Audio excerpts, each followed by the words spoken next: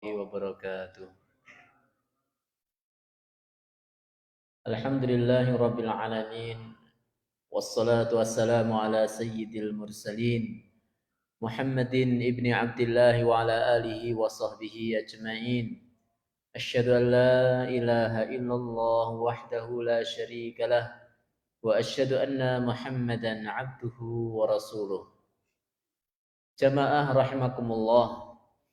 Puji syukur kita panjatkan kehadirat Allah Subhanahu wa taala yang memberikan kita anugerah nikmat iman dan Islam sehingga pada petang hari ini kita bisa melaksanakan kewajiban kita yaitu salat maghrib berjamaah.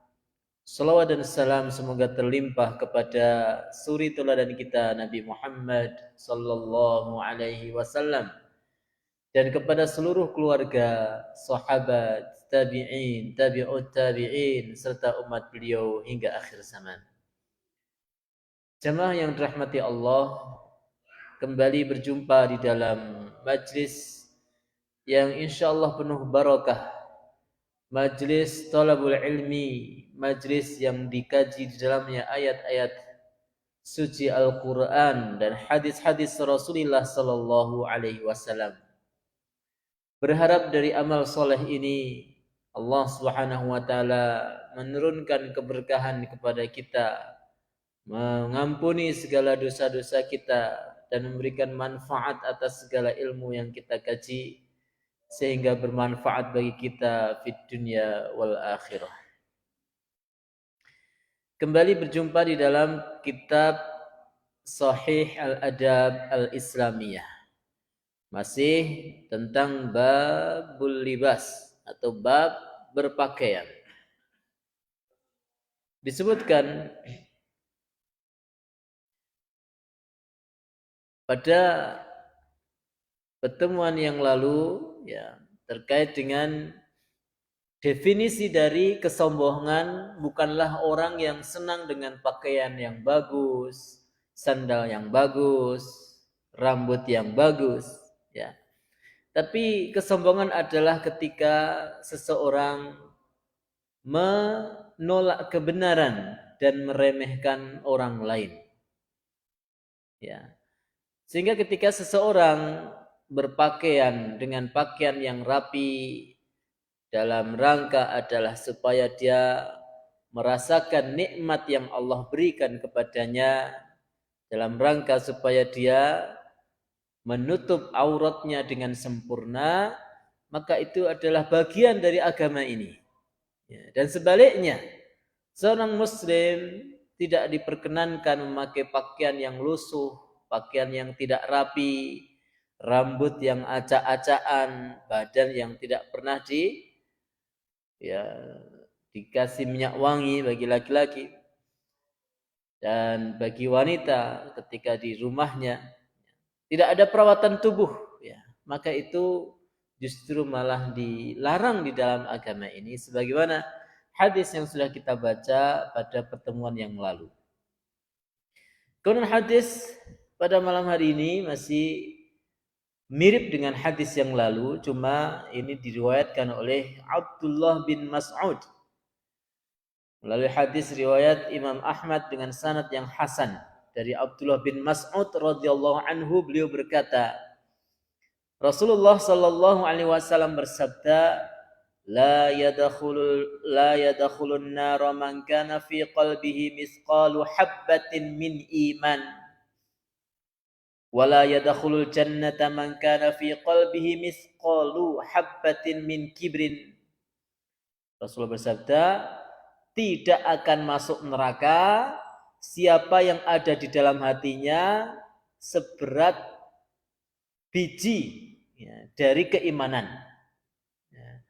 Artinya siapapun yang memiliki iman, meskipun imannya itu hanya seberat biji, hanya kecil sekali, dia tidak akan masuk ke dalam neraka. Artinya seseorang ini pasti akan ada jaminan masuk ke dalam surga.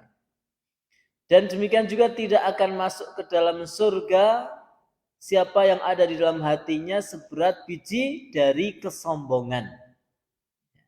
Dari kesombongan. Artinya apa? Siapapun yang meninggal dan masih membawa dosa sombong, kemudian tidak Allah ampuni, maka tidak mungkin dia masuk ke dalam surga sebelum kesombongan itu dibersihkan dulu oleh Allah Subhanahu wa taala. Sehingga Bapak Ibu, kesombongan ini hendaknya betul-betul kita hindari. Apalah kita ini ya, kadang-kala ada beberapa orang yang diberikan kenikmatan lebih daripada orang lain, lebih sedikit aja, tapi dia ada rasa sombong, mentang-mentang rumahnya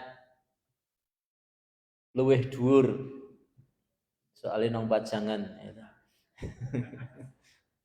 Rasa sombong, omahku dhuwur banget, omahmu cendik, padahal main nonggu gunung. Sombong dia punya mobil, punya motor, kadang-kala punya keluarga. Aku sedih bojo lah, kowe rong payu-payu. Kadang-kala ada beberapa orang menyombongkan keluarganya, menyombongkan anaknya. Anakku sedih gawean kabeh, lah anakmu luntang-lantung. Padahal yang namanya pekerjaan itu adalah nikmat ya dari Allah Subhanahu wa taala yang dia beri kepada siapa yang dia kehendaki. Ada orang yang dia diberikan kemudahan dalam mencari rezeki, ada yang diuji oleh Allah agak sedikit ya kesulitan dalam mencari rezeki. Tidak perlu kita menyombongkan karena semua apa yang kita miliki ini adalah titipan dari Allah Subhanahu wa taala. Yang satu waktu kita akan meninggalkannya atau sebaliknya sebelum kita meninggalkan dia dulu sudah meninggalkan kita. Ada orang yang pengennya sugih sak lawase nganti mati. Tapi ternyata kadangkala belum mati dia sudah dibalikkan nasibnya menjadi orang miskin. Pengennya yo sehat terus. Toko-toko mati. Tapi ya siapa ya? Semua kita ini semua berharap saja. Semua hanya titipan.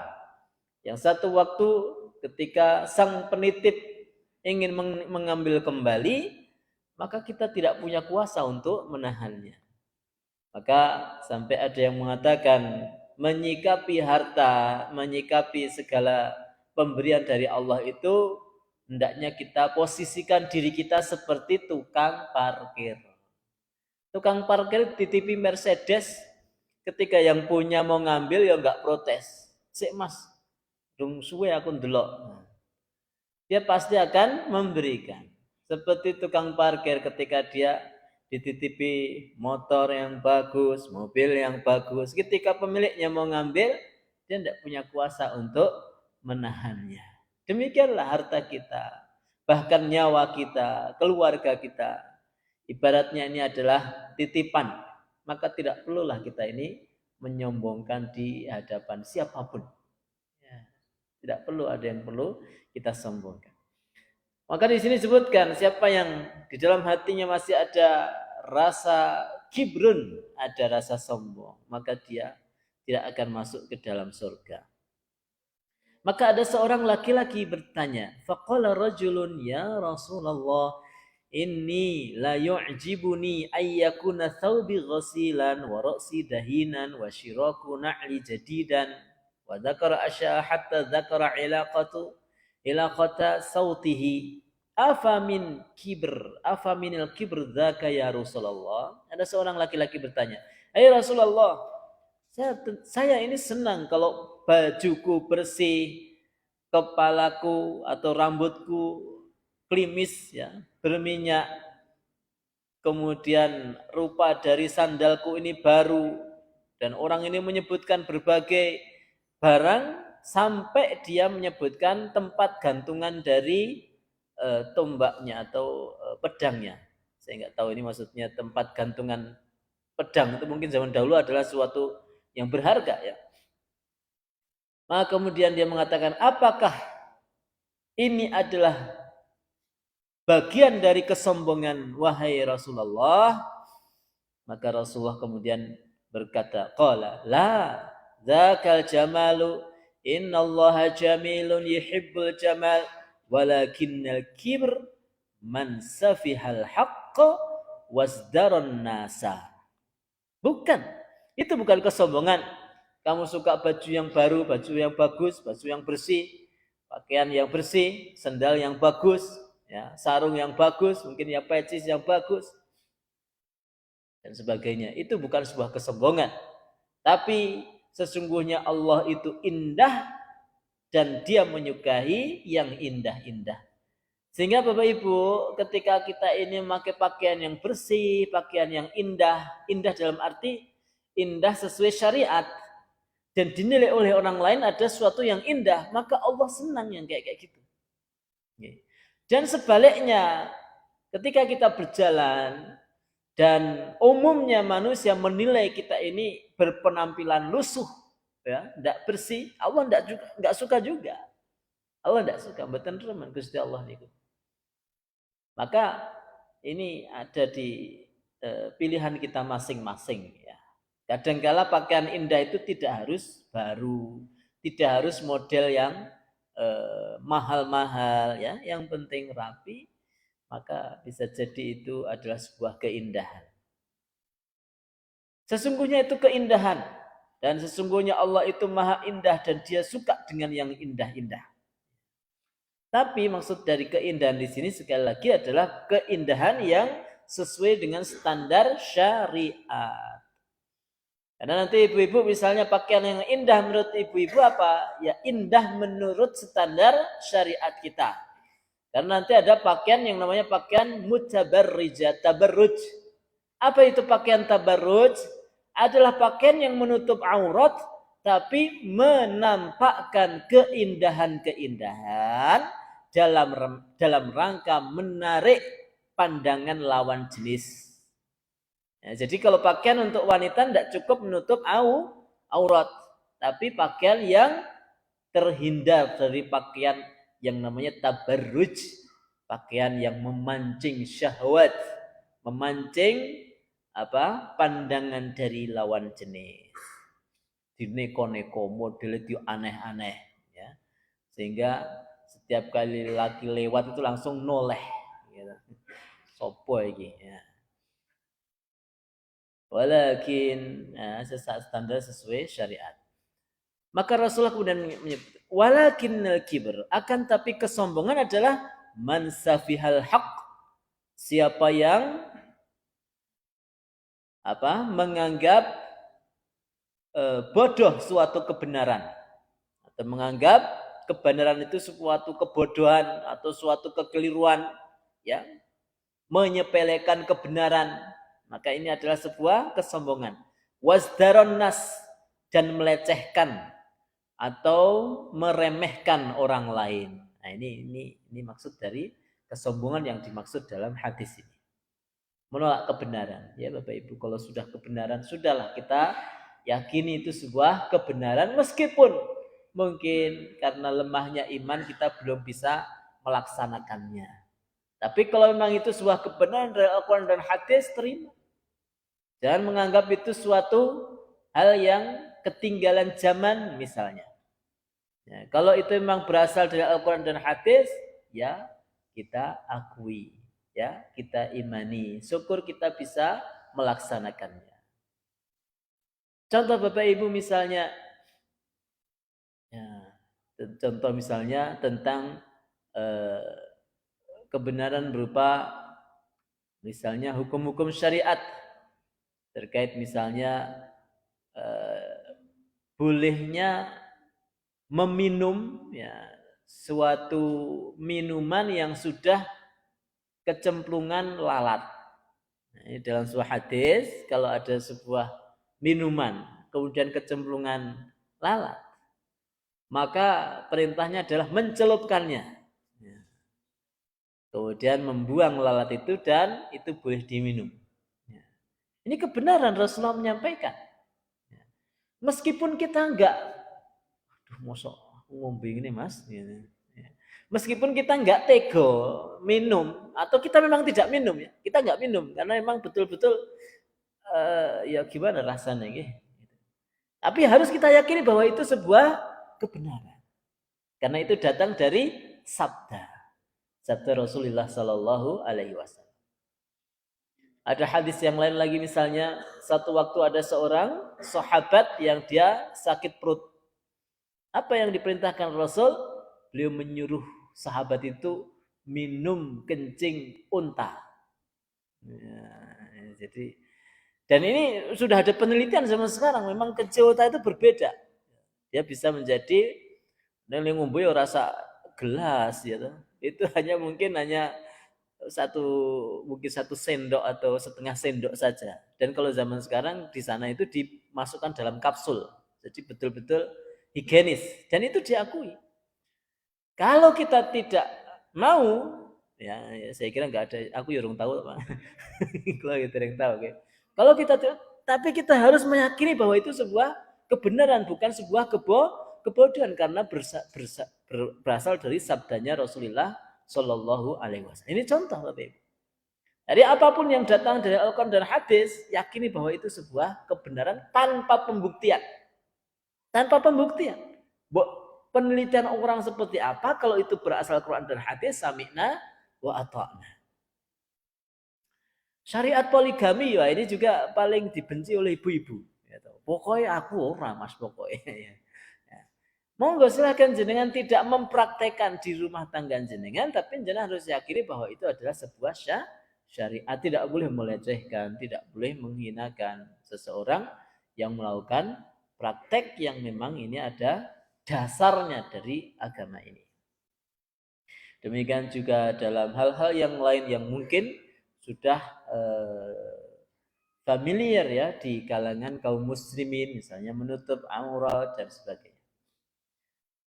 Walakinnal kibr, demikian juga kesombongan yang lain adalah berupa meremehkan orang lain. Saya kira ini bisa dipahami ya, maksudnya meremehkan ya tentu adalah kita menganggap orang lain itu sepele, seperti tidak penting, semua perkataannya tidak manfaat, menganggap diri kita lebih baik daripada mereka. Ini sebuah kesombongan.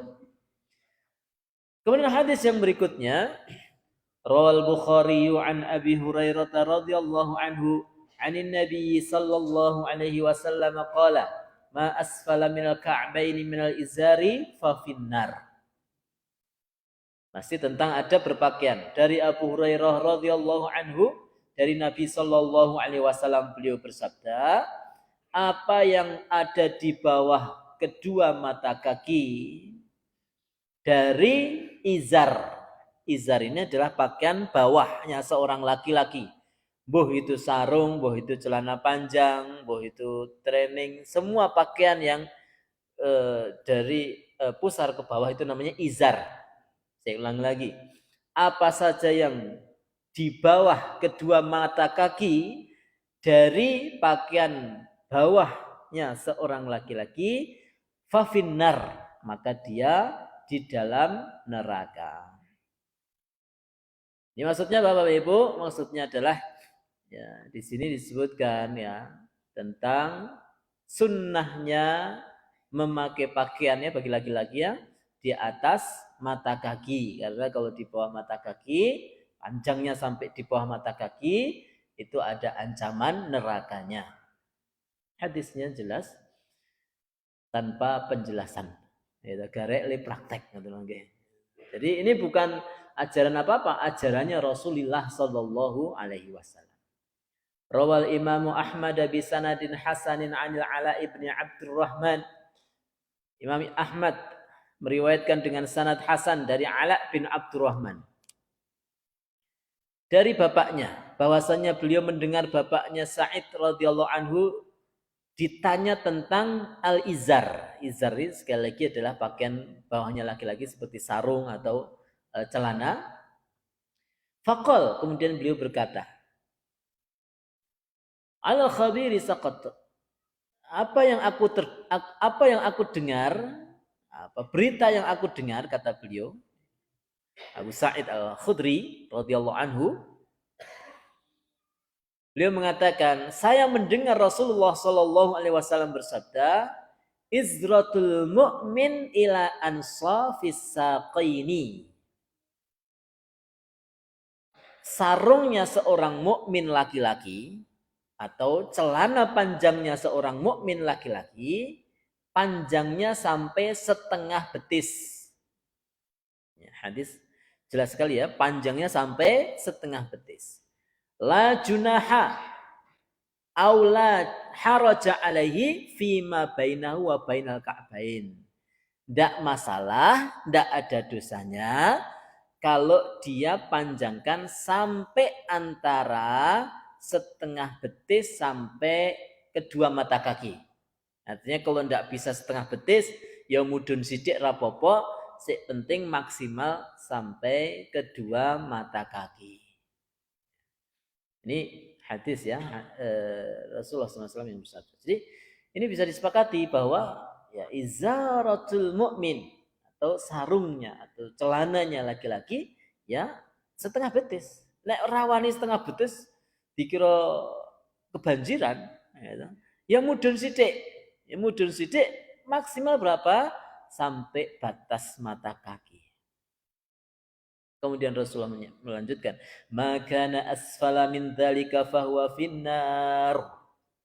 Apa yang ada di bawah kedua mata kaki maka dia masuk neraka. La yanzurullah ila man jarra izarahu bataran. Allah tidak akan melihat siapa yang memanjangkan sarungnya atau celananya karena sombong. Plus ya. Kalau sampai memanjangkan sarungnya atau kakinya karena sombong, bukan hanya masuk neraka, tapi ada plus lagi, yaitu Allah nggak mau lihat dia. Ya. Tapi kalau nggak karena sombong, masuk neraka tok.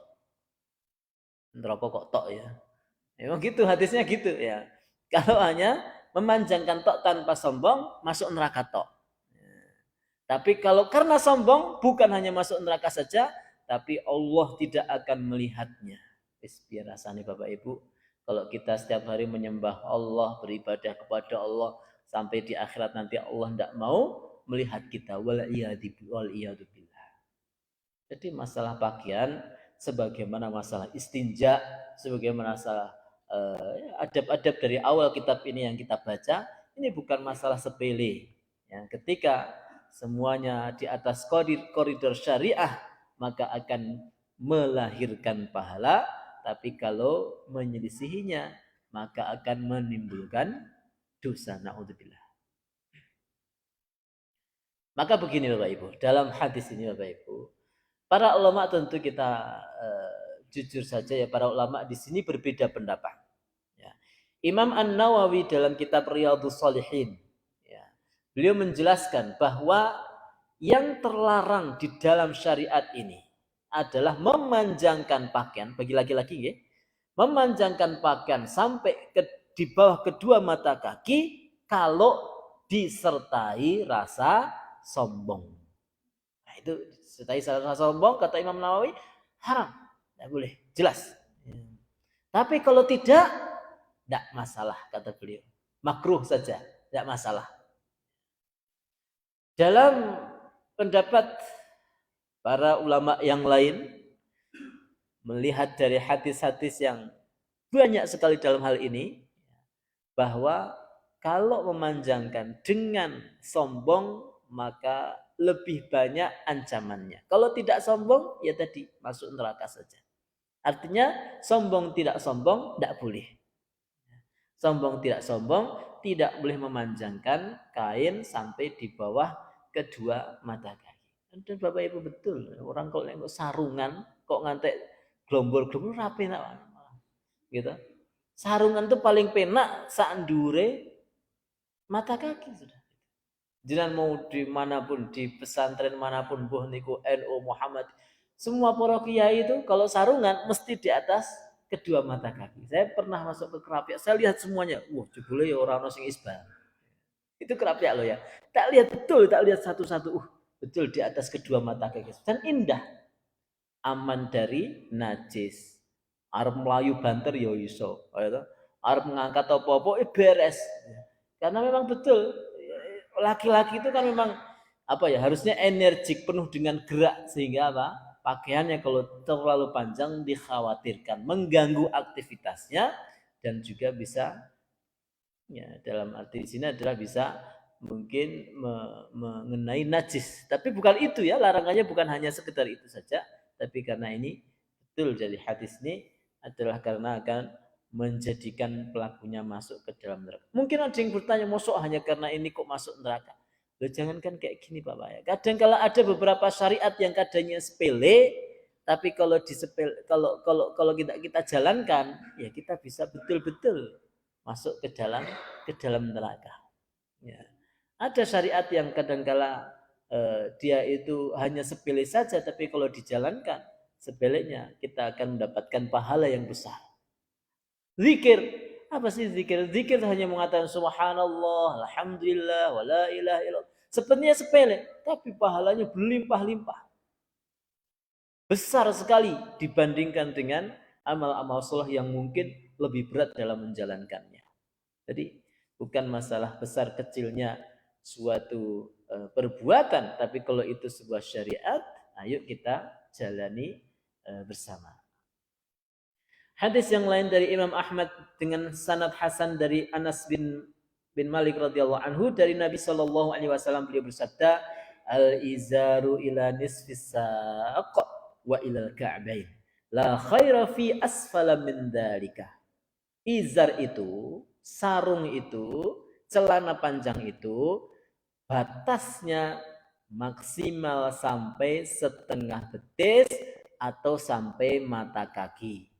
La khaira fi asfala min dalika. Tidak ada kebaikan kalau sampai melebihi itu. Ini Rasulullah yang mengatakan loh ya. La khaira. Tidak ada kebaikan kalau sampai melebihi dari kedua mata kaki. Ya, Bapak Ibu kadang-kala ini. Nah, ini kembali kepada tentang tadi ya, hadis sebelumnya tadi ya, tentang masalah kesombongan tadi. Karena ini hadisnya ini hadis yang udah nggak ada ragu lagi, hadis sahih, hadis hasan, semuanya betul-betul dari Rasulullah. Kita harus meyakini adalah sebuah kebenaran. Kalau kita belum berani praktek, minimal kita meyakini bahwa itu sebuah kebenaran. Jangan melecehkan, meremehkan orang-orang yang sudah berani menjalankan syariat ini. Coba Bapak Ibu, saya bapak-bapak ya khusus. Congklang ki susah napa Pak kira-kira? Congklang niku susah napa ya? Wah kudu nek wong Wahabi. Lho niki hadis Rasul ya. Hadis Rasul sudah jelas ya. Kalau jenengan misalnya sampai diancam, misalnya dikeluarkan dari tempat kerjaan jenengan atau jenengan diancam disakiti orang, ya mungkin kalau seperti itu bolehlah jenengan udzur. Aku rong iso ya Ustaz nek ngene iki nglakoni rong iso. Aku engko iso dipecat, aku iso dan sebagainya. Mungkin kalau itu maklum lah.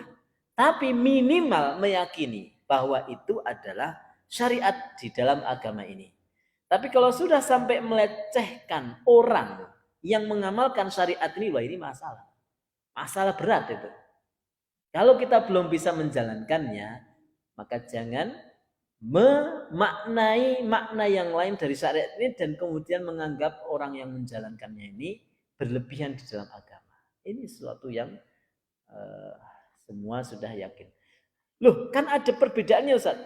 Ada tadi yang mengatakan kalau sombong haram, kalau nggak sombong nggak haram. Sebagaimana penjelasan dari Imam An-Nawawi. Oke, kita pakai kalimat itu. Boleh jenengan memakai kalimat atau perbedaan pendapat itu. Tapi semua ulama sepakat bahwa pakaian sampai setengah betis, pakaian sampai batas mata kaki adalah sunnah. Ayo. Semua sepakat artinya afdol luweh apik ketimbang nongisor kedua mata kaki.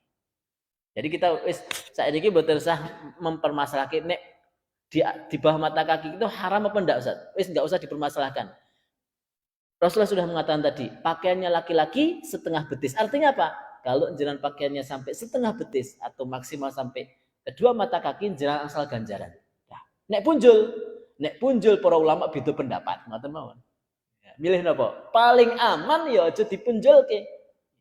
Paling biasa ngoten Pak, kalau kita misalnya berobat lah atau apa sih? Kadang kita itu minta saya pendapat orang. Pak niki pripun nek kula niku dahar nganu nasi.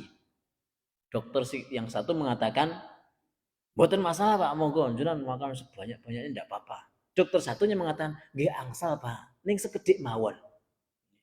Sik aman pundi? Sekedhik mawon lagi, sekedhik mawon. Jangan dokter siji apa-apa kok.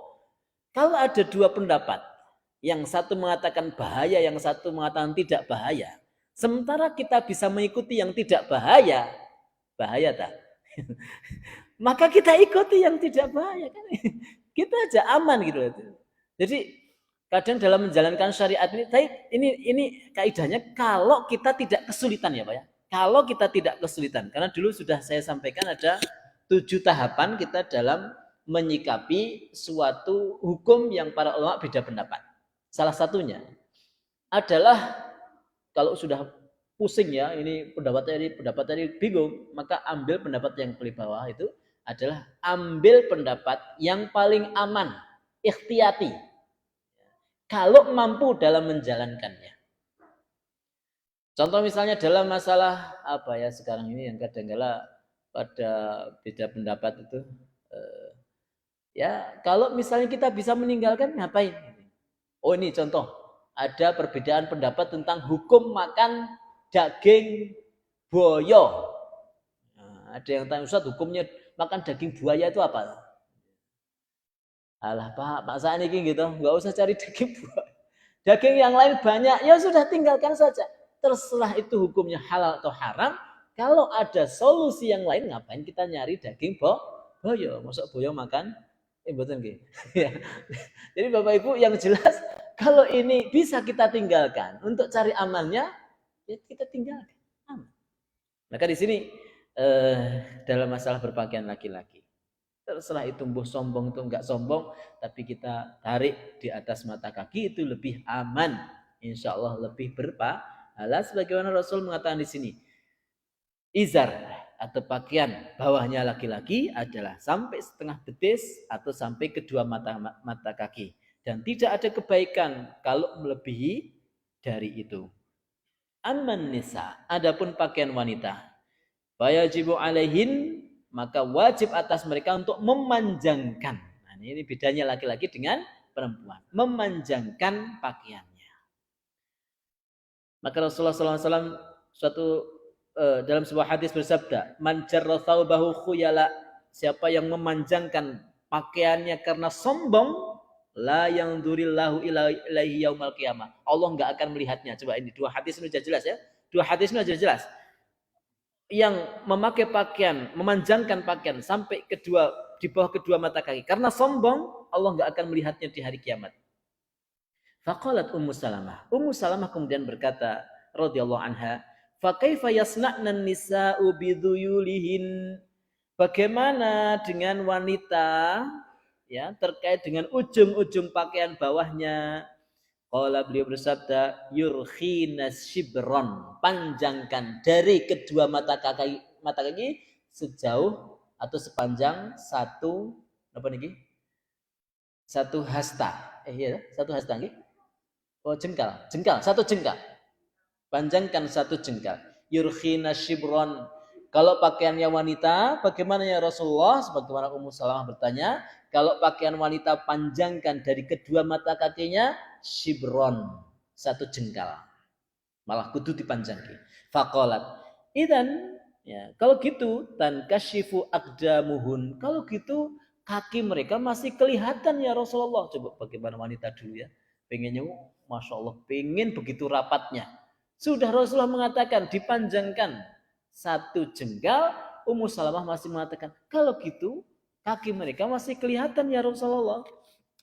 Qala fayurkhinahu dira'an. Fayurkhinahu dira'an. Kalau gitu, panjangkan satu hasta. Segini, towo. Ya. Panjangkan sekalian dari kedua mata kaki, panjangkan sampai satu hasta. La yazidna alaihi, enggak boleh lebih dari itu. Wis kedawan, wis dombroh-dombroh banget ya. Maka Bapak Ibu rahimakumullah, fenomena zaman sekarang hadis ini malah dipakai kebalik. Iya betul. Malah kebalik. Perempuan dipepet-pepet ke di atas kedua orang kedua mata kaki nong dhuwur. kempol nang dhuwur pupu atau malah semakin tinggi, ora cukup kedua mata kaki, munggah terus. Itu perempuan sekarang, laki-laki malah dikelombor-kelombor. Ini kebalik. Harusnya wanita yang dipanjangkan pakaiannya, laki-laki dipendekkan, yaitu maksimal sampai kedua mata kaki. Ana sing paling grenengan iku iki ngajine rada nganu iki. Nyusewu iki Pak. Ayo tekan mriki nggih pokoke mboten kula lumpati hadisnya ya kita baca terus nggih. Ya. Adamu labsi thiyabi raqiqah ad-dayiqah. Baik, ini wis sakniki bapak-bapak sing tadi kita bicara pakainya bapak-bapak, sekarang kita bicara pakainya ibu-ibu. Rawa Muslimun fi sahihi an Abi Hurairah radhiyallahu anhu qala. Imam Muslim dalam sahihnya dari Abu Hurairah radhiyallahu anhu beliau berkata, qala Rasulullah sallallahu alaihi wasallam. Rasulullah sallallahu alaihi wasallam bersabda, sinfani min ahlin nari lam arahuma. Ada dua kelompok dari ahli neraka yang aku belum pernah melihatnya. Artinya dua kelompok atau dua orang ini di zaman Rasul belum ada. Di zaman Rasul belum ada. Padahal mereka adalah penduduk neraka. Rasulullah sendiri yang ngomong 1400 tahun yang lalu beliau mengatakan sinfani min ahlin nar lam arahuma. Ada dua kelompok yang aku belum pernah melihatnya. Dan itu akan ada. Qaumun ma'hum siyatun ka'adnabil baqar yadribuna bihan nas. Kelompok pertama adalah suatu kaum yang mereka membawa cemeti. Apa cemeti? Cambuk. Ka'adnabil baqar, seperti ekornya seperti ekor sapi yang mereka memukuli orang dengan cambuk ini. Ini zaman Rasulullah belum ada. Jadi ada kelompok yang kemana-mana dia bawa cambuk seperti ekor sapi dan mencambuki orang. Saya nggak tahu zaman sekarang sudah ada apa belum ini. Wanisaun, kemudian kelompok yang kedua, wanisaun kasiyatun ariyatun. Yang kedua adalah para wanita kasiat, memakai pakaian ariyat, tapi seperti telanjang. Pakaiannya tipis, mepit. Ya, ini zaman Rasul belum ada. Zaman belum ada. Dan ini betul-betul zaman sekarang sudah ada. Kasiat ariyat, wanita yang memakai pakaian tapi seperti telanjang. Mumilat, jalan menggak. Apa namanya? Megal koyo bebek. Mumilat, ya, mumilat. Kanan kiri. Zaman Rasul belum ada dan sekarang Masya Allah. Itu kalau wanita katanya apa itu di pakaian apa Bu? Catwalk tuh ya, apa itulah. Nah itu jalannya mego sana, mego. Astagfirullah. Zaman Rasul belum ada dan sekarang sudah terjadi. Ma'ilatun ru'usuhunna. Kepalanya itu miring, ya. Bi asminatil bukhtil ma'ilah, seperti puno unta yang miring. Nah, ini zaman Rasul belum ada. Artinya apa? Wanita ini memakai ya semacam apa ya mungkin tambahan rambut atau rambutnya digulung biar seperti puno unta. Napa jeneng ini kok? Sanggul. Nah, sanggul atau mengikat rambut ben dikirani rambut itu dawa, rambutnya mbak-mbak ya, biasanya mbak-mbaknya ben muntuk ini gitu. Nah, rambut asli tapi kalau ditali biar mumbul kayak puno unta, jangan lihat puno unta itu yang begini tuh, maka ini adalah ahlun nar. Rasulullah mengatakan ini bahaya sekali. La yadkhulnal jannah. Tidak akan masuk surga. Sekali-kali tidak akan masuk surga mereka. Wala yajidna rihaha, dan tidak akan mendapati baunya surga. Wa in rihaha, padahal baunya surga la yujatu min masirati kadza wa kadza, akan didapati oleh siapapun dari jarak sekian. Rasulullah menggambarkan jarak jauh aja baunya surga itu sudah tercium. Tapi ini jangankan masuk surga, cium bau surga aja tidak boleh, tidak bisa. Monggo Bapak Ibu, kita ingatkan istri kita, anak-anak perempuan kita, jangan sampai seperti apa yang disebutkan Rasulullah SAW. Semoga Allah jaga kita semua, anak-anak kita, anak-anak perempuan kita, istri kita, keluarga kita, suami kita, seluruh kuturan kita. Semoga Allah ampuni dosa-dosa kita dan Allah mudahkan kita dalam menjalankan syariatnya. Amin ya rabbal alamin. Mohon maaf kalau ada tutur kata yang salah, ya, kesalahan dari saya pribadi, kebenaran dari Allah Subhanahu wa taala. Assalamualaikum warahmatullahi wabarakatuh.